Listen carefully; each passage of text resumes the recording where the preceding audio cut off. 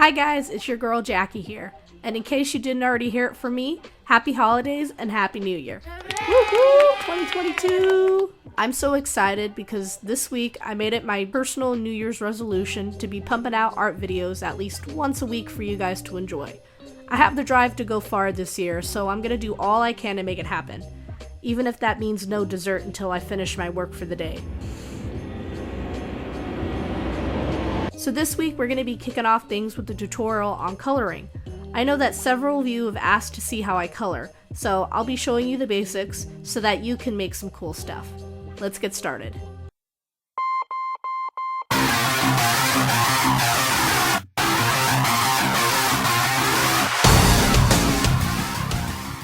Hey, welcome back. Now as you can see right now, we're on a drawing software called Procreate.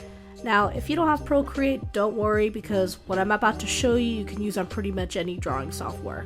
I personally like to use Procreate though because the brushes are amazing. Now, when you're done with the inking process or the outline of your drawing and are about to start coloring, the first thing that you're going to want to do is fill in the color flats. What? What are color flats, you say? If you think it has something to do with coloring pancakes, then nope, you're wrong. Because it has everything to do with coloring your flat drawing. So all we have to do is choose a color and then fill in the sections of the drawing that we want colored with our brush tool. Now you could use any brush tool that you want. If you have Clip Studio Paint, use the bucket tool to quickly fill in your drawing. It will save you a lot of time. With Procreate, I have to erase the colors that are outside the line art because the color fill tool is booty and it doesn't fill in things properly. See? Procreate, please help us with that. Anyway, there we go. We got your basic colors down and your drawing is no longer flat. After we've put all the basic colors down, or your color flats, the next step we will do is shading. Now, here's a big no-no when it comes to shading. You want to try to avoid using black. It's a newbie mistake, but it can be easily avoided if you stay away from the black. Ya noob. I recommend you use shading colors that are a slightly different hue and that are slightly darker than your base color. For example, when you're shading skin, instead of using a darker version of this peach color here, use a different color, like red, and make that darker than the base. Just a little bit. If we do the same thing with the clothes and the hair, make the shadows a different color, and then increase the darkness, we get a similar result. If you compare the difference, this is what your drawing would look like with the black shading versus the colored shading. It just looks better, more vibrant, and if you know anything about me, I love my vibrant colors, and no one messes with my vibrant colors. Now when it comes to coloring your drawing completely, you can actually stop here if you want. We're technically done with the drawing.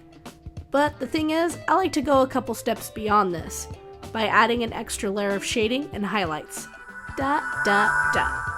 For the extra layer of shading, I will use a brush that blends colors together really well, such as an airbrush, and make the second layer even darker than the first layer.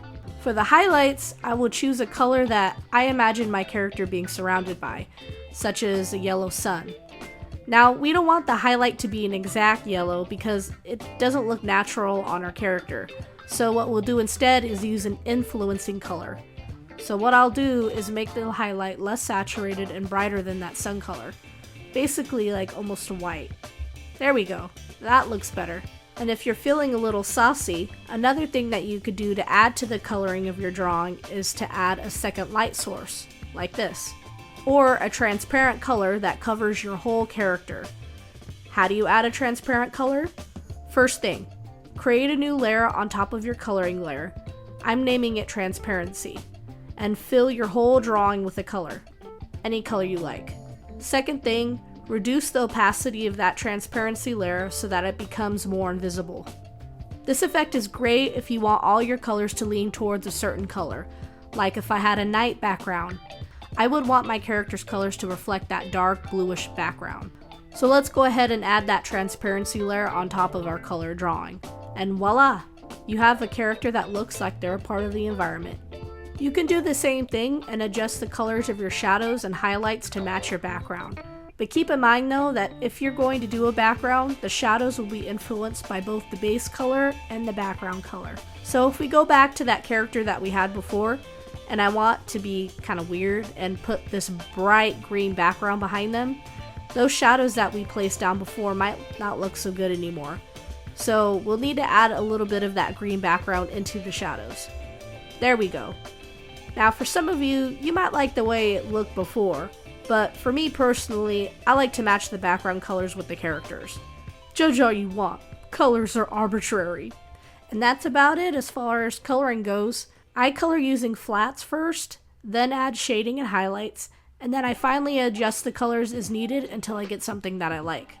If you'd like to know more information on how to choose a good color palette for your illustration, I highly recommend watching this video here. In it, I cover my own personal rules for choosing good colors and how to avoid the bad ones. So yeah, lots of good nuggets there. Also, if you didn't already know this, blending modes are another great way to color your drawing, as they create these different effects that could really enhance your drawing. So if you'd like to know more about the different blending modes, you can check out this video here. I hope you liked this tutorial though, and if you happen to have any questions on how to use your drawing program to color, please don't hesitate to ask. Really, don't hesitate. Digital art can be confusing, and it can take some time to understand if you're a traditional artist who's just beginning to learn the software. I don't mind teaching you how to navigate it. I also don't mind getting a better engagement rate if you decide to comment down below. But that's all I got for this week, guys. Thanks for watching, and until next time, rock on. See ya!